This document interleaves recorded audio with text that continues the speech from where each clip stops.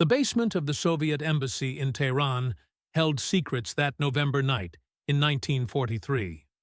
Marshal Georgy Zhukov stared at classified documents spread across his desk.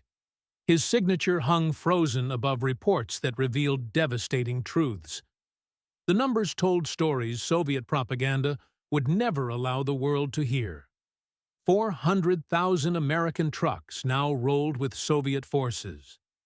Every major offensive depended on wheels manufactured in Detroit and assembled in distant American factories.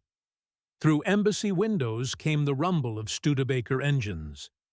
These American machines carried supplies for the historic meeting between Stalin, Roosevelt, and Churchill. The sound reminded Zhukov of an uncomfortable reality. Soviet armies advanced toward Berlin on American transportation. The Red Army's most decorated commander confronted facts that would remain locked in archives for half a century. His forces burned American gasoline. They ate American rations. Most critically, they moved on American trucks. Stalin himself would acknowledge this dependency in private toasts within hours. Without Allied aid, the Soviet Union faced certain defeat. The mathematics were undeniable. America had delivered 427,284 trucks and jeeps to Soviet forces. This exceeded total Soviet wartime production by more than double. These vehicles represented more transportation capacity than most entire nations possessed. The Red Army transformed from a horse-drawn force into mechanized lightning because of American industrial might. What nobody in that Tehran basement could foresee was careful documentation of their admissions. NKVD agents recorded every conversation. American stenographers captured every word. These transcripts would eventually destroy decades of Soviet mythology about independent victory in the Great Patriotic War. Soviet transportation capabilities began the war in catastrophe. June 20, 1941 brought 3.8 million German soldiers crashing across Soviet borders. Operation Barbarossa exposed a Red Army tragically unprepared for modern mechanized combat. Soviet truck inventory totaled approximately 700,000 vehicles when war erupted. The Gaz-AA dominated this fleet. This machine copied the 1934 Ford Model AA with minimal modifications. The ZIS-5 represented Soviet engineering based on 1920s American designs. German forces destroyed or captured 40% of Soviet vehicles within 6 months. Production statistics revealed industrial inadequacy that Soviet leaders would spend generations concealing. Soviet factories produced only 124,176 trucks during 1941. Losses approached 300,000 vehicles in the same period. The Gaz factory in Gorky faced evacuation as German armies approached. Production collapsed to nearly nothing. The ZIS plant in Moscow switched to tank manufacturing when Wehrmacht forces reached the capital's outskirts. By early 1942, entire Soviet armies moved on foot. Artillery pieces were pulled by horses when horses remained available. The Second Shock Army's destruction in the Volkhov Pocket illustrated the transportation crisis. 95% of transport vehicles were lost during attempted breakouts. Soldiers carried artillery shells on their backs for guns they could no longer move. This crippled force would receive American transformation. German mechanized operations had demonstrated modern warfare's requirements. Speed, mobility, and reliable logistics determined victory or defeat. Soviet numerical superiority meant nothing without transportation to concentrate forces effectively. Infantry divisions designed for motorized movement marched like Napoleon's armies. Artillery batteries requiring prime movers depended on horses that died by thousands in Russian winters. The first 20 American trucks arrived October 1, 1941, at Arkhangelsk port. Convoy PQ-1 discharged cargo in Arctic darkness. These Chevrolets with enclosed cabs seemed miraculous to Soviet drivers accustomed to vehicles requiring constant maintenance. American engines started reliably in sub-zero temperatures. Soviet vehicles needed hours of preparation for winter operation. By November 1941, with German forces 12 miles from the Kremlin, American trucks arrived at rates exceeding 2,000 monthly. Multiple delivery routes carried this life-saving cargo. The Persian corridor increased capacity by 600% under American engineering management. Pacific routes, limited by Soviet-Japanese neutrality agreements, still moved thousands of vehicles. Arctic convoys continued despite horrific losses to U-boats and Luftwaffe attacks. The vehicles themselves represented technological leaps Soviet mechanics could barely comprehend. Studebaker US-6 trucks featured six-wheel drive with all wheels powered. Soviet trucks typically had four wheels with only two receiving power. American engines generated 94 horsepower compared to 73 horsepower in ZIS-5 models. Most importantly, American trucks included self-recovery winches. These devices allowed vehicles to extract themselves from mud that would trap Soviet machines until spring thaws. American trucks arrived completely equipped with tools unknown to Soviet forces. Complete 128-piece toolkits accompanied every vehicle. Hydraulic jacks, tire repair equipment, spare parts catalogs with numbered components provided maintenance capabilities Soviet drivers had never experienced. Soviet trucks came with basic hand tools, if they included tools at all. American engineers had anticipated every need. Cold weather starting equipment functioned reliably. Cabin heaters actually produced warmth. Sealed electrical systems resisted moisture damage that destroyed Soviet electronics. Soviet vehicles featured mechanical systems that failed when exposed to rain or snow. The Tehran Conference produced extraordinary admissions that remained classified for decades. November 30, 1943, brought a private dinner including only Roosevelt, Churchill, and their closest advisors. Stalin rose to deliver a toast that contradicted everything Soviet propaganda would claim for 50 years. Charles Bolin, Roosevelt's interpreter, recorded Stalin's exact words. The Soviet leader declared American machines were the most important factor in winning the war. Russian aircraft production reached only 3,000 planes monthly, while America produced 8,000 to 10,000. The United States was truly a country of machines. Without Lend-Lease machinery, the Soviet Union would have lost the war. General Alan Brooks' diary captured Stalin's specific emphasis on trucks during technical discussions. The Soviet leader called American Studebakers the best trucks in the world for Russian conditions. He credited them as the foundation of Soviet mobility.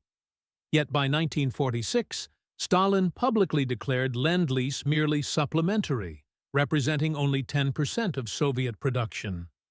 This lie became Soviet orthodoxy, enforced by censors and historians who chose careers over truth. Marshal Kliment Voroshilov told American logistics officers that American trucks were winning the war for the Soviet Union. One American truck equaled 10 light tanks in military value. This praise came from a leader who publicly credited only Soviet industry with victory. Soviet logistics revealed the mathematical basis for American truck importance. A single rifle division in attack required 450 tons of daily supplies. Ammunition, food, fuel, medical materials all needed transport from railheads to front lines. Defensive operations still demanded 300 tons daily. Tank Corps consumed 1,000 tons of supplies every day. Moving these materials across the Soviet Union's primitive road network required massive truck fleets. Major General Andrei Krylev compiled classified statistics in 1943. His logistics reports remained secret until 1991. The mathematics were stark. Red Army offensive operations required minimum 450,000 trucks. Soviet production from January through September 1943 totaled just 49,000 vehicles.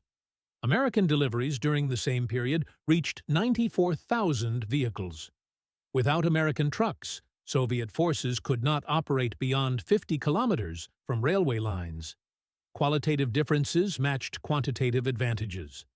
Soviet trucks like the ZIS-5 and GAZ-8E carried 2.5 to 3 tons on paper. Real-world conditions limited loads to 1.5 tons before mechanical failures occurred. American Studebaker US-6 models, rated at 2.5 tons, routinely hauled 5 tons on decent roads. Cross-country performance still allowed 3-ton loads. Mean time between failures reached 10,000 kilometers for American trucks versus 2,000 kilometers for Soviet vehicles. Mechanical superiority extended beyond basic reliability. American trucks featured innovations Soviet designers had never imagined. Air brakes functioned in any weather conditions. Soviet mechanical brakes failed when wet. Aluminum pistons reduced engine weight and improved performance. Soviet cast iron pistons were heavier and less efficient. Oil filters actually filtered contaminants from engine oil. Soviet settling tanks rarely worked effectively. Thermostats maintained optimal engine operating temperatures. Soviet engines ran too cold in winter and overheated during summer operations. The Persian Corridor became the primary route for American truck deliveries, while Arctic convoys captured public attention. This 4,000-mile supply line from American ports through Iran to Soviet borders represented one of military history's greatest logistics achievements. American engineers transformed Iran's primitive infrastructure within months. They inherited a single-track railway, moving 200 tons daily. Capacity increased to 6,000 tons through American improvements. Highways replaced camel paths. Desert assembly plants processed 300 trucks daily. The Andimeshk Truck Assembly Facility symbolized American industrial power transplanted to Middle Eastern deserts. Soviet drivers arrived after grueling journeys from the Caucasus region. 3 days of training on American vehicles prepared them for 1,800-mile return trips to front lines. Cultural shock was profound. Soviet soldiers accustomed to vehicles requiring constant repairs suddenly commanded machines that simply worked. By mid-1943, the Persian Corridor delivered thousands of trucks monthly. Khorramshahr port had handled 50,000 tons annually before the war. American management increased capacity to 250,000 tons monthly. Dock operations that took Soviet ports 2 weeks were completed in 48 hours. American efficiency amazed Soviet liaison officers who reported these achievements to Moscow. Total vehicle deliveries through this route numbered in the tens of thousands. Nearly half of all American trucks reached Soviet forces via Iran. Soviet rocket artillery married to American trucks created one of World War II's most feared weapons. BM-13, Katyusha rocket launchers originally mounted on ZS-6 truck chassis. Production of this vehicle ended in late 1941. Rail-mounted and towed versions proved nearly useless in mobile warfare. The Studebaker US-6 changed everything. Reinforced chassis handled violent rocket salvos without damage. 6-wheel drive allowed shoot-and-scoot tactics before German counter-battery fire arrived. Cross-country performance was so superior that Studebakers became the standardized mount in 1943. The designation became BM-13N for normalizovani, meaning standardized. More than 1,800 standardized Studebaker-mounted systems were manufactured by war's end. Guards formations equipped with Studebaker-mounted Katyushas achieved survival rates 400% higher than units using Soviet vehicles. The ability to fire a salvo and relocate within 3 minutes depended entirely on reliable vehicles. Soviet trucks, when operational, needed 15 minutes for the same maneuver. Psychological impact matched physical destruction. German soldiers called them Stalin's organs, but noted they rode on American trucks. Standardization on American chassis revolutionized Soviet rocket artillery logistics. One manual, one parts system, one training program replaced the improvisation characterizing earlier efforts. Production mathematics revealed the impossibility of Soviet victory without American trucks. Soviet wartime vehicle production totaled approximately 40,100 vehicles from June 22 through December 1941. The year 1942 brought production of 32,300 vehicles. 1943 saw 41,600 vehicles manufactured. 1944 production reached 57,400 vehicles. From January through May 1945, 27,600 additional vehicles were produced. Total wartime Soviet truck production reached approximately 200,500 units. This represented less than half the American contribution of 427,284 vehicles. Losses were catastrophic against this limited production. Nearly 300,000 vehicles were destroyed in 1941 alone. Continued losses throughout the war totaled over 500,000 vehicles. Without American deliveries, the Soviet vehicle park would have disappeared by mid-1942. Every Soviet offensive after Stalingrad depended on American wheels. By 1945, American-built vehicles comprised 33% of Red Army total fleet numbers. However, they represented 70% of actual transport capacity due to superior carrying ability and reliability. Economic dimensions were equally critical. A single Studebaker US-6 cost $1,830 to produce in 1943. The Soviet Union received them free through Lend-Lease agreements. Producing equivalent vehicles domestically would have cost approximately $800 million. These resources were desperately needed for tank and aircraft production. More importantly, the Soviet Union simply lacked industrial capacity for such production. Operation Bagration, launched June 23, 1944, demonstrated definitively that American trucks had transformed Soviet operational capability. This massive offensive destroyed German Army Group Center and inflicted 450,000 casualties. The operation would have been impossible without American vehicles. Marshal Konstantin Rokossovsky's operational planning revealed mathematical dependency. His first Belarusian front required 12,000 tons of daily supplies. Soviet railways could deliver to depots 60 to 100 kilometers behind front lines. Only trucks could maintain supplies beyond railway terminals. Rokossovsky commanded 19,000 trucks. 14,000 were American manufactured. The advance speed of 450 kilometers in 5 weeks overwhelmed German defensive planning. Wehrmacht intelligence had calculated Soviet offensive capability based on Soviet truck production. They didn't know American vehicles had tripled Red Army transport capacity. During Bagration's 5 weeks, American trucks in Soviet service carried 400,000 tons of ammunition. They transported 300,000 tons of food supplies. They evacuated 250,000 wounded soldiers. These vehicles consumed 67,000 tons of fuel, itself delivered largely by other American trucks. Soviet truck production for all of 1944 could not have sustained the offensive for 1 week. The contrast with earlier operations was dramatic. The failed Second Battle of Kharkov in May 1942 stalled partly because Soviet forces outran their logistics within days.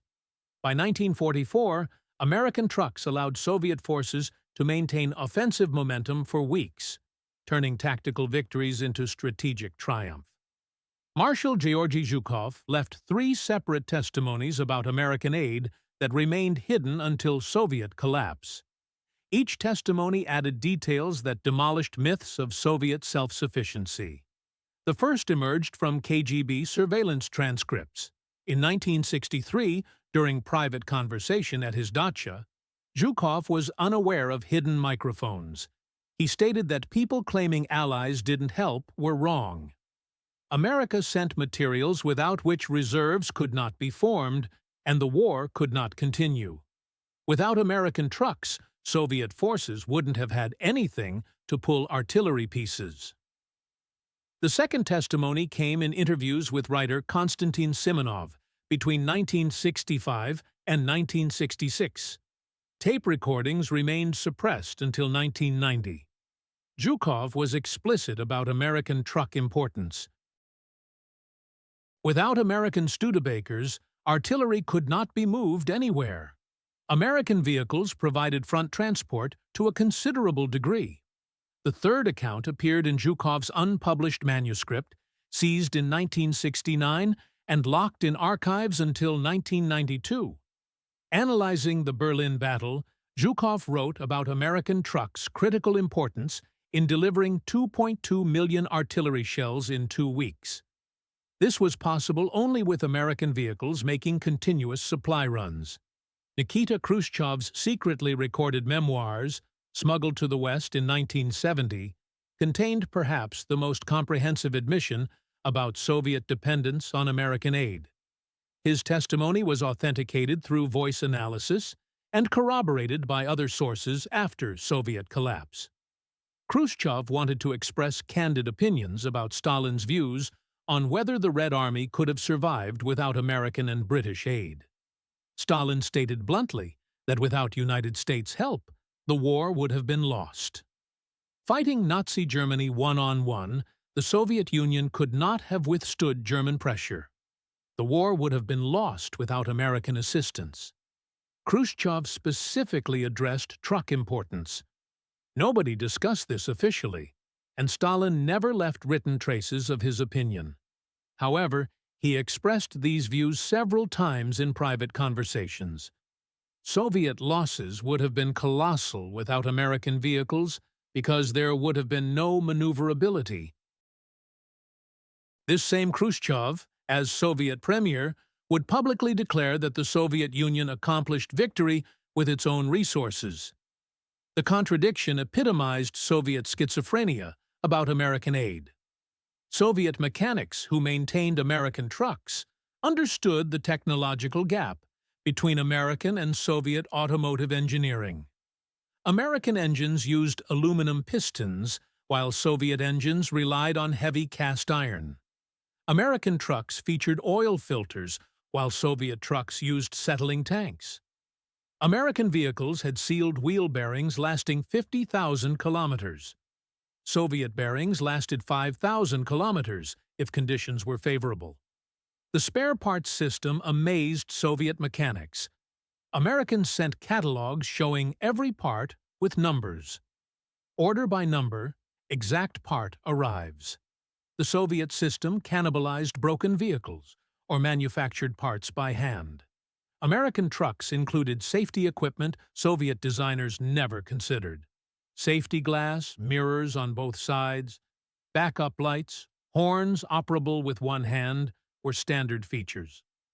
Beyond immediate military impact, American trucks revolutionized Soviet automotive thinking. Soviet engineers studying American vehicles learned lessons influencing post-war Soviet truck design for decades. The ZIS-150, the Soviet Union's first post-war mass-produced truck, was essentially Soviet interpretation of American design principles learned from Studebakers. American trucks introduced maintenance culture previously unknown in Soviet practice. Preventive maintenance schedules, systematic inspections, parts standardization came directly from studying American vehicles. These concepts would influence Soviet industrial development for a generation. The Soviet failure in the 1939–40 Winter War against Finland exposed catastrophic logistics weaknesses. Unable to supply troops just 150 kilometers from Leningrad, the Red Army suffered 126,875 deaths and 264,908 wounded against Finnish forces, one-tenth their size. Marshal Semyon Timoshenko's post-war analysis identified truck shortages as critical. Soviet forces had numerical superiority but couldn't concentrate due to transport limitations. By 1944, American trucks had solved problems exposed in Finland. The Soviet offensive against Finnish forces in June 1944 succeeded precisely because American vehicles maintained supply lines through terrain that defeated Soviet logistics 4 years earlier. Soviet propaganda often claimed railways, not trucks, were key to logistics, minimizing American vehicle importance. Declassified General Staff studies reveal why this was impossible. Germans destroyed 65,000 kilometers of track, 13,000 bridges, and 4,100 stations during retreat. Soviet railway troops could restore about 20 kilometers daily under combat conditions. Restored single-track lines handled only 6 to 8 trains daily versus 40 to 50 on intact double-track roads. More critically, railways ended at fixed points. The final 50 to 100 kilometers to combat units required trucks. No trucks meant no supplies at the front. Germans learned this lesson fatally. Their excellent railway engineers maintained pace initially, but lack of trucks meant supplies accumulated uselessly at railheads while combat units starved for ammunition. While Studebakers captured Soviet imagination, the full range of American vehicles proved equally important.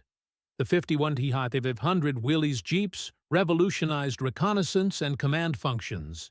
The 69,000 Dodge 3/4-ton trucks provided tactical mobility for infantry squads. The 47,000 Chevrolet 1.5-ton vehicles served as divisional workhorses. Marshal Ivan Konev noted that Jeeps allowed real-time battle control with commanders visiting multiple divisions daily. This accelerated command cycles and provided decisive advantages. Systematic suppression of Lend-Lease acknowledgement began before the war ended. In February 1945, the State Defense Committee issued Secret Order No. 7572. All photographs of foreign equipment were censored from publication. Soviet industry alone must be credited with victory. This initiated a 40-year campaign to erase American trucks from Soviet war memory. Photo sensors painted over American vehicles, replacing them with Soviet equipment. Films showing American trucks were edited or destroyed. Veterans' memoirs were censored to remove foreign aid references. The suppression extended to statistics. The official 1960 Soviet history claimed Lend-Lease represented only 4% of Soviet wartime production.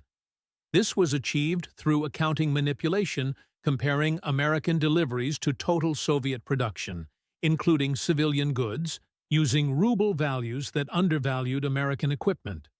When veterans submitted memoirs describing American vehicles, editors systematically replaced specific references with vague terms. Studebaker became truck. American vehicles became our vehicles. Entire passages were rewritten to eliminate any hint of foreign aid. As Cold War tensions escalated, suppression intensified. By 1948, Politburo member Nikolai Voznesensky issued reports claiming Lend-Lease represented merely 4% of Soviet production, while denouncing America as leader of the anti-democratic camp. This became official doctrine for 4 decades. Soviet historians who knew the truth faced impossible choices. Repeat lies or risk careers. Most chose safety, producing histories crediting Soviet industry alone with victory. The distortion affected education. Soviet schoolchildren learned their nation defeated Hitler essentially alone. Museums displayed captured German equipment, but hid American vehicles. War memorials celebrated Soviet tanks, but never mentioned trucks carrying ammunition to the front. Mikhail Gorbachev's glasnost finally permitted honest discussion. In 1989, Military History Journal published Tehran Conference transcripts showing Stalin's admission. Reader reaction was explosive. People discovered their entire war understanding was built on lies. Veterans finally spoke truthfully. At a 1990 Moscow reunion, former drivers stood and testified about their American trucks, revealing stories hidden for 45 years. Archival revelations were stunning. Researchers discovered dual bookkeeping, real statistics for internal planning, false ones for public consumption. Real numbers showed American trucks comprised 70% of Soviet transport capacity by 1945. Dr. Boris Sokolov, examining newly opened archives, calculated definitively that removing American trucks from Soviet military would cause every offensive after Stalingrad to fail. The Red Army marched to Berlin on American boots and rode on American trucks. The Battle of Berlin in April-May 1945 provided ultimate demonstration of American truck importance. Logistics requirements were staggering. 2.5 million Soviet soldiers and 41,600 artillery pieces all required continuous supply across destroyed German territory. Marshal Zhukov's First Belarusian Front alone required 25,000 tons of daily supplies. His logistics network included 22,000 trucks. 16,000 were American manufactured. Ammunition expenditure of 2.5 million artillery shells in the first week required trucks making continuous runs under fire. Each American truck averaged 4 daily supply runs of 100 kilometers round trip. Operational Soviet trucks managed 1 run before breakdown. Even in victory's moment, dependency remained. The victory parade through Berlin was accomplished with American vehicles as most presentable and reliable. Soviet forces conquered Hitler's capital riding Roosevelt's trucks. Complete accounting of American aid revealed after Soviet collapse was staggering. Vehicle deliveries included 427,284 trucks and jeeps, 13,303 combat vehicles, 35,170 motorcycles, and 2,328 ordnance service vehicles. Supporting materials totaled 2.7 million tons of petroleum products, 4.5 million tons of food, 15.4 million pairs of boots, 1,911 steam locomotives, and 11,750 railroad cars. Vehicle deliveries alone represented more trucks than Germany produced during the entire war. This was enough transport to completely motorize 60 rifle divisions. By war's end, American vehicles had transported 60% of all ammunition, moved 70% of all fuel, evacuated 65% of wounded, and towed 58% of artillery pieces. In the immediate post-war period, grateful Soviet officials proposed monuments to American aid. Marshal Zhukov suggested a memorial to the Allied arsenal of democracy. The Communist Party rejected all proposals. For 45 years, no monument acknowledged American trucks' role. Only in 2004 was a modest Lend-Lease memorial unveiled in Murmansk. Even then, controversy erupted. The absence of monuments reflected deeper tragedy. Theft of historical memory occurred. Millions of Soviet citizens grew up believing their nation defeated Hitler alone. As the last veterans passed away, their testimonies became precious historical documents. At a 2005 gathering in Moscow, remaining drivers formed the Studebaker Brotherhood to preserve true history. They collected photographs hidden for 60 years showing American vehicles with Soviet markings. Their final statement, signed by 200 veterans, declared they rode American trucks to victory, ate American food, and fired American ammunition. This was not diminishment of Soviet sacrifice. 27 million Soviet people died. However, truth honors their memory better than lies. American trucks helped save the motherland. Today, as Russia again revises World War II history for political purposes, the Lend-Lease story carries renewed relevance. Modern Russian textbooks minimize American aid even more than Soviet ones as part of broader campaigns to restore national pride through historical mythology. Yet mathematical facts remain unchanged. Documented delivery of 427,284 American vehicles more than double Soviet wartime production of 205,000 trucks, cannot be erased. The testimony of Stalin, Khrushchev, and Zhukov, preserved in multiple archives, cannot be denied. Truth serves as reminder that international cooperation, not isolation, defeated fascism. American trucks that carried Soviet soldiers to victory were products of democracy's arsenal, shared freely with an ally despite ideological differences. The story of American trucks in Soviet service transcends military logistics. It demonstrates how industrial capacity wins modern wars, how ideology distorts history, and how truth eventually emerges despite suppression. The foreign 27,284 American trucks and jeeps reaching the Soviet Union represented the margin between victory and defeat on the Eastern Front. They transformed the Red Army from World War I-style forces, dependent on railways and horses, into mechanized armies capable of sustained offensive operations across continental distances. Soviet leaders knew this truth. Stalin admitted at Tehran that without American machines, the war would have been lost. Zhukov confessed that without American trucks, Soviet forces wouldn't have had anything to pull artillery. Khrushchev acknowledged that without American aid, the Soviet Union could not have withstood German pressure.